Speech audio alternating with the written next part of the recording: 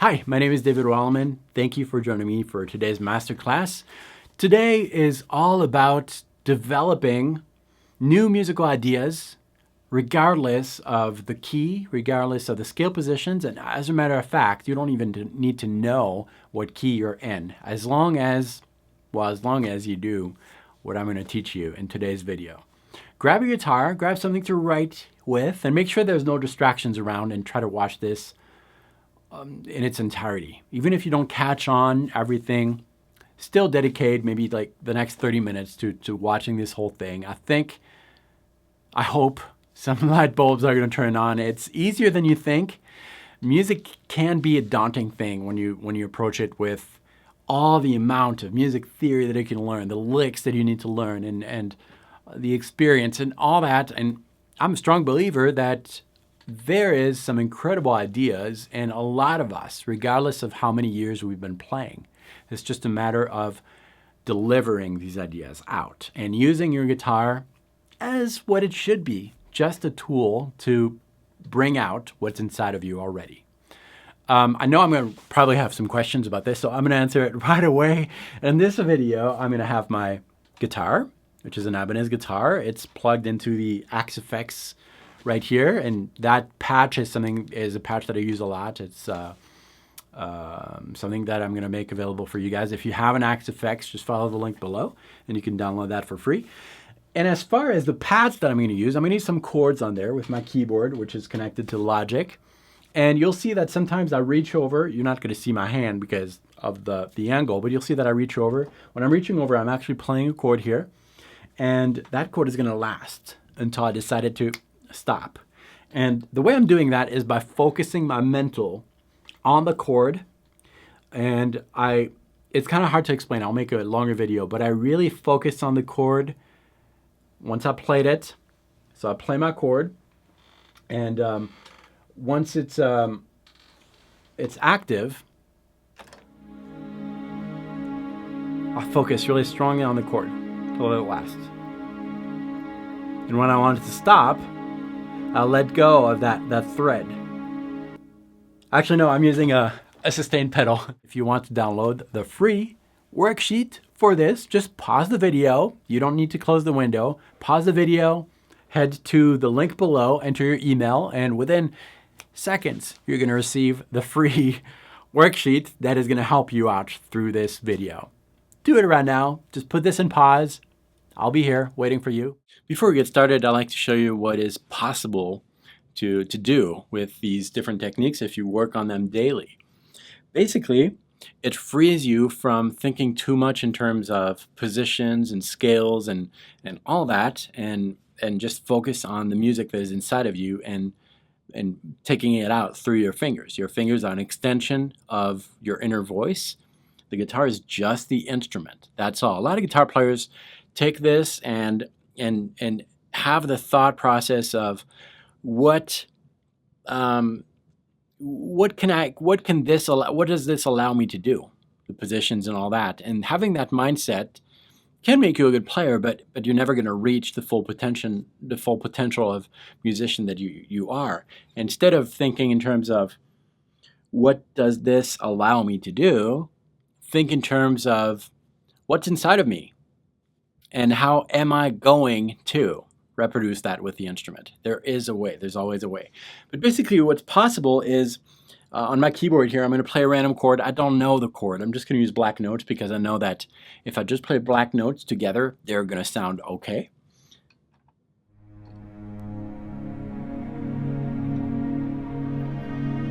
I don't know what that chord is. The first note is always a chance to take, and we'll talk about it.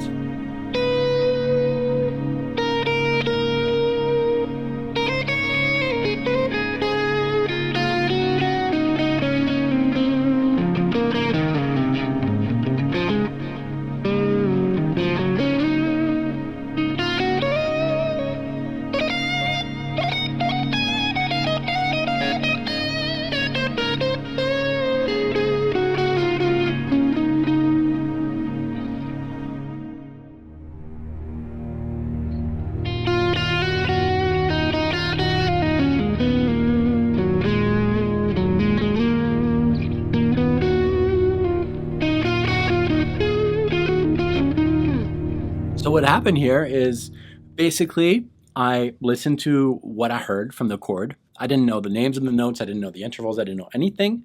I played the chord and I listened inside. I composed in my head and reproduced that on the guitar. I needed a starting point because my knowledge of the guitar doesn't allow me to know that if I hit this note exactly, I'm not looking at my fretboard, by the way, but if I look at this, I don't know the sound that's going to produce. That's the first note. That's kind of the chance that you're taking if you're in a jam situation and you don't know the chords, or in this situation with your keyboard. So that's the first one. Once I have that reference,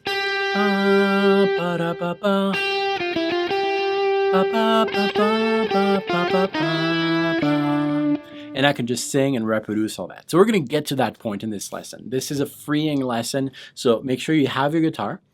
And before we get into more of a melodic type of playing, I want to do a little experiment with you guys. Basically, I want to show you that there are less chances of messing up than you think. In other words, there are more chances of hitting the right note than the wrong note. So that's reassuring, right? Because if we think about it, and we're going to consider that we're talking about diatonic, the diatonic system, so 7-note scales, 7 notes, okay? There are 7 notes in any scale. I know it's not true necessarily. There's the pentatonic scales and all that, but let's make some generalizations here. It's going to be easier. Let's consider that we're working with the church modes, for example, 7 notes. In Western music, there are 11 possible notes. And you can verify that on the guitar.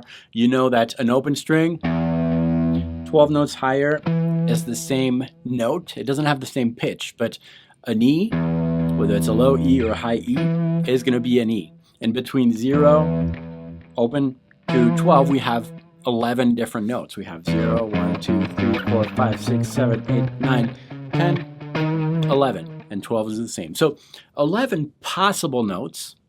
And we said that scales have 7 notes.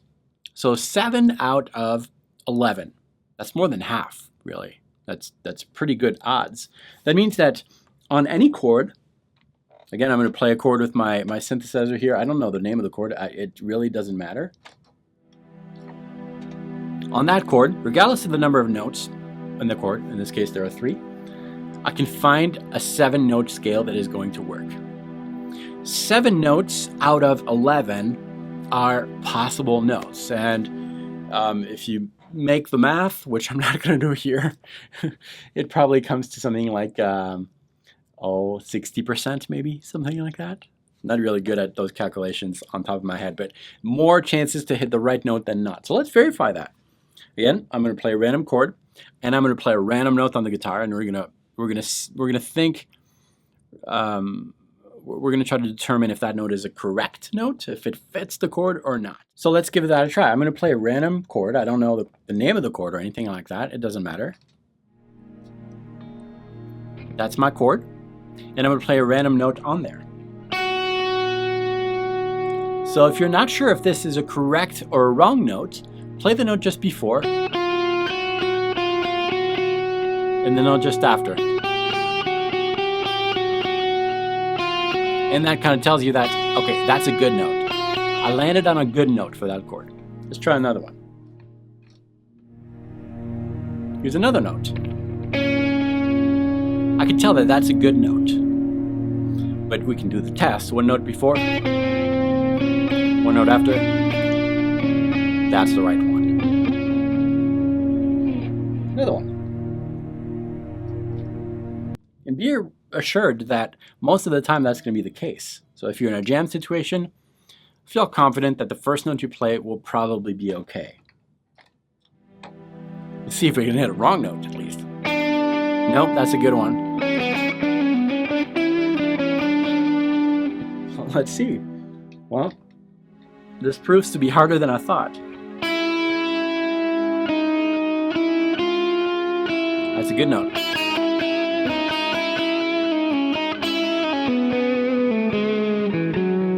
Anyways, you saw that most of the first notes that I played were correct. They worked. They were the good version. Your ear needs to be trained because really, since I'm playing a random note, that note in relation to the chord I'm playing here could be anything from a root to some kind of seventh. So that note, I don't know what it is. And sometimes it's harder for the untrained ear to hear the sound of, let's say, a minor sixth as opposed to the sound of a major third. But eventually, even if you don't know the names of those intervals, you'll get a feel that, okay, that note fits as opposed to it doesn't fit. So I would strongly suggest that you try that exercise. If you have a looper, then just play a random chord and then loop that around and play a random note. If you have a synthesizer like my setup here, great, try that exercise. Or if you have a friend, try that. He plays a chord and you play a random note and you'll experiment what we just did here.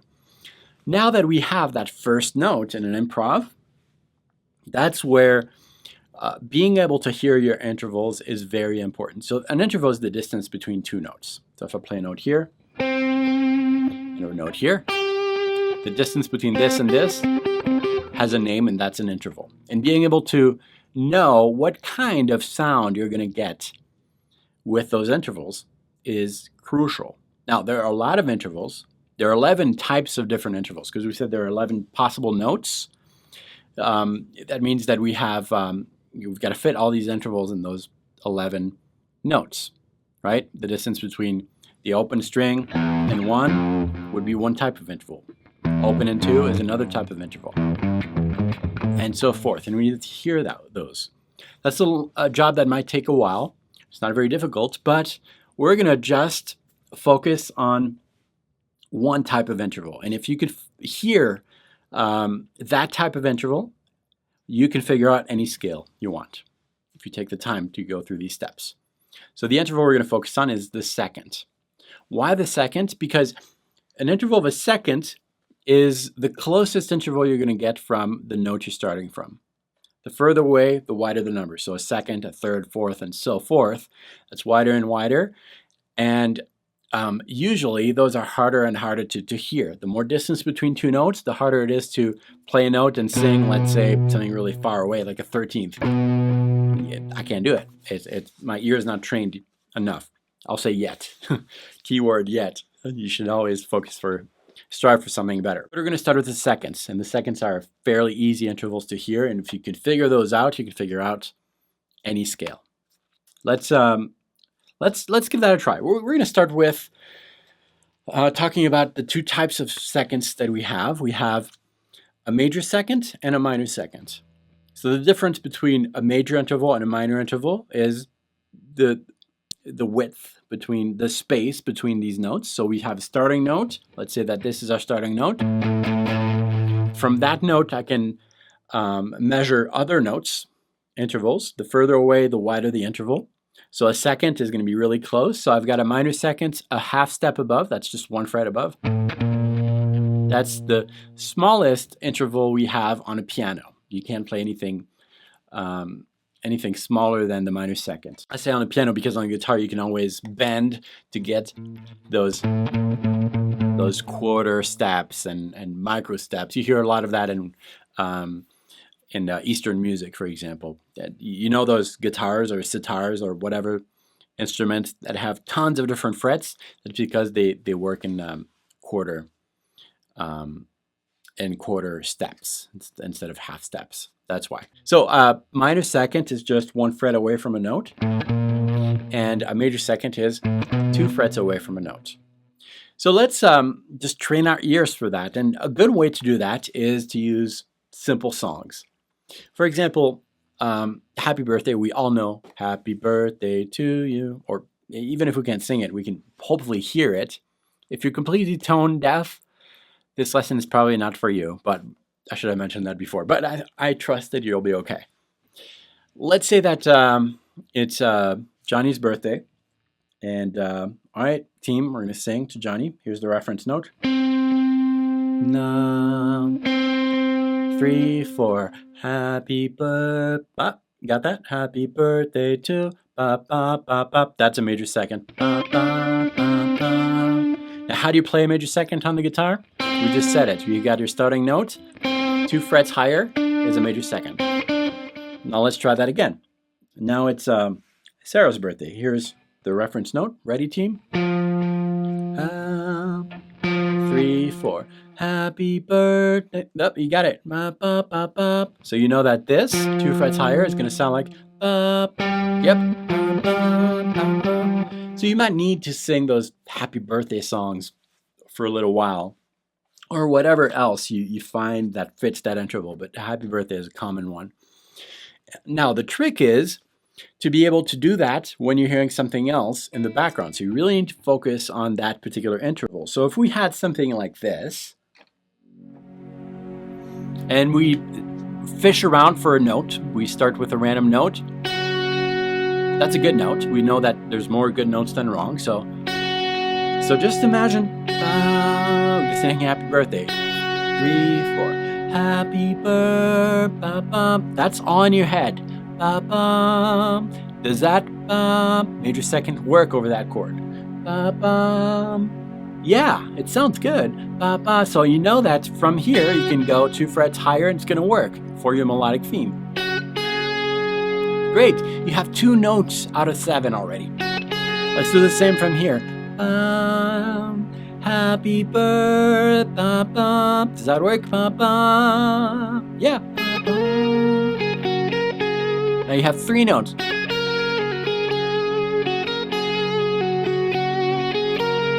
Now from this one, happy birthday. That's a little off, maybe. Or not. You got to hear it. That sounds very Lydian to me. If it was a minor second, that actually works too. So why do we have 2 types of intervals that work here? Well, because on a chord, sometimes there are more choices than 1. The more notes you have in a chord, the less choices you have as far as which scale to use. But in this case, well, that was 1 interval that was not given by the chord. I don't know what interval it was, but that explains why we had 2 possible types of seconds from the note we started from. Hopefully that's starting to make sense. So that's for major seconds. And you can just learn the major second, and really if your ear tells you that from a note, happy birthday, that works. From here, happy birthday. If you feel it, that happy birthday to that second note, happy birthday, major second. If you don't like that, well, change it. Use the other one, not the major one, which is 2 frets higher, but 1 fret higher, the minor second.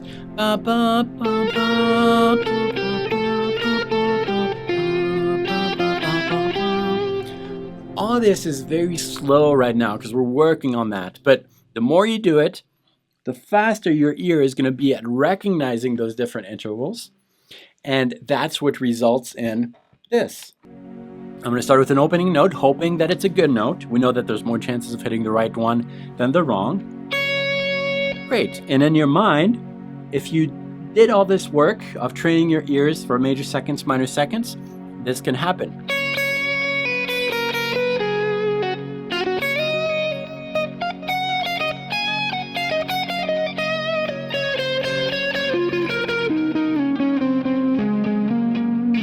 This was not planned. I'm just imagining in my mind a theme. It's slower than if I did not do that. If I didn't think in terms of finding the idea inside and reproducing it, well then that results in things like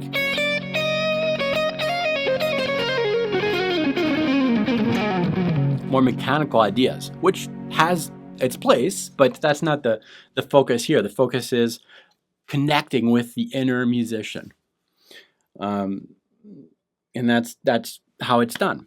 So this was just with 1 interval, the major second, the minor second. The more you do that, the more you'll have an ear for, let's say, the major third.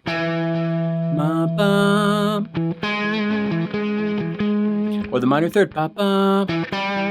And you will associate all those sounds with finger movements. That takes training. And so you need to kind of like figure out those intervals, and if you stay to the end of the video, I'll help you out with that. But basically, that's what's going on with with creating music on the spot, and it really frees you to be yourself on the instrument. You're no longer relying on learning tons of licks,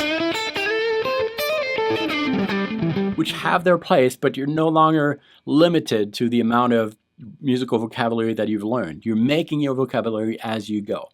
You'd be surprised at how many interesting ideas are already inside of you. And the way you develop that is by really listening to a lot of music and singing over it, or at least imagine singing over it and making those connections. Like, ooh, I heard that interval. I kind of have this sensation whenever I hear this, whether it's in that pitch or that one.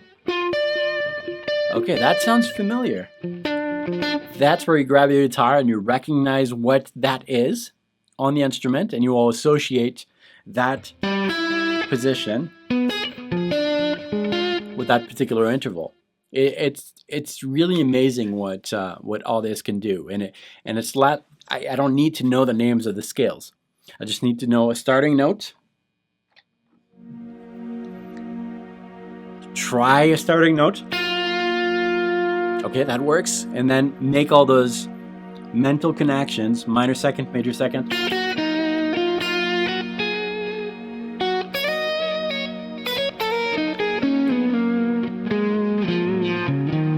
I'm not looking at my guitar, by the way.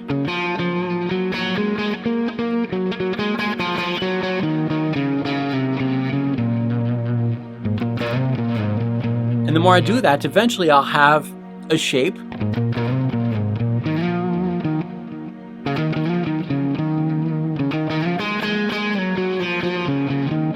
And once I have the shape, I can associate that with more of the mechanical playing.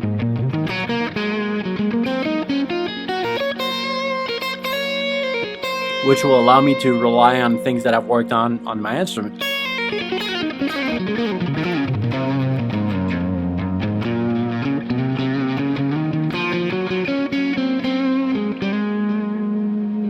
And so forth. I hope that makes sense. Now, what if you're playing with a band, or you do this chord thing here, or pop in a backing track and don't look at the key, and you try what I told you, try the first note, and it's the wrong note. Man, well, you've got to recognize really quick that it's wrong, and it'll come with time. But let's say that got this chord. That's actually a good note. It's hard to play a wrong note, really. There's the wrong note. I recognize it. Make it right. A little bend.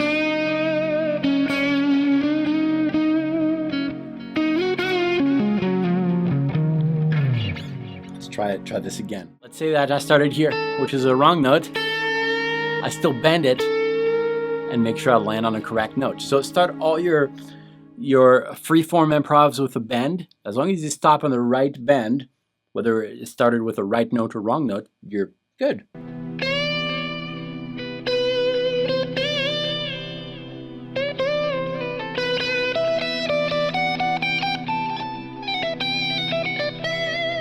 By the way, that repetition of notes that I'm doing sometimes, it sounds good, I think, but it also gives you a little bit more time to think about what is the next note going to sound like. Do I want a half step or a full step? Or if you know more intervals, do I want a perfect fifth or a diminished fifth?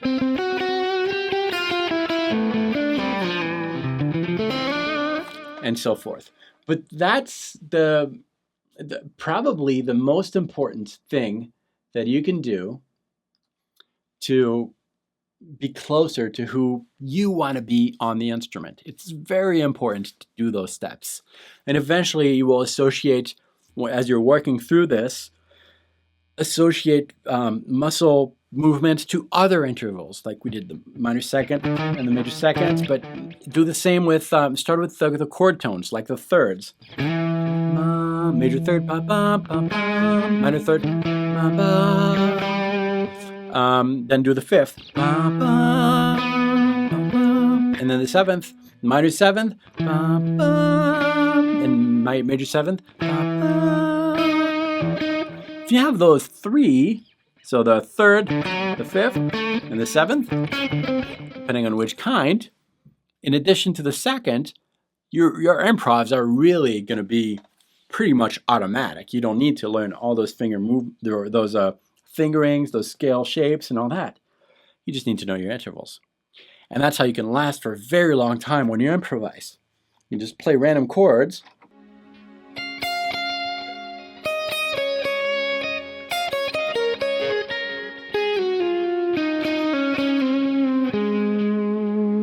I'm going to change chords here. I'm going to remember what's there.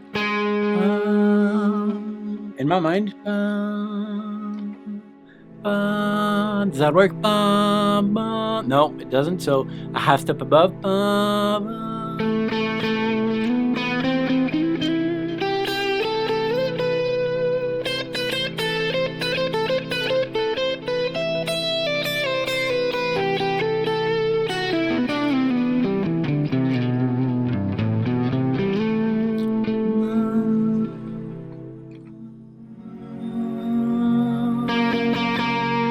I made it right. That's another tip.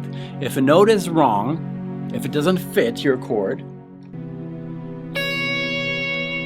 you can make it right by going a half step above. So that's another tip.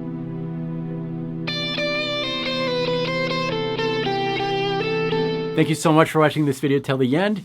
If you want to go a little further, make sure you download the worksheet that is completely free. Just enter your email, as I said, and you're going to get it in your mailbox, and just rewatch the video. It's going to be a good help.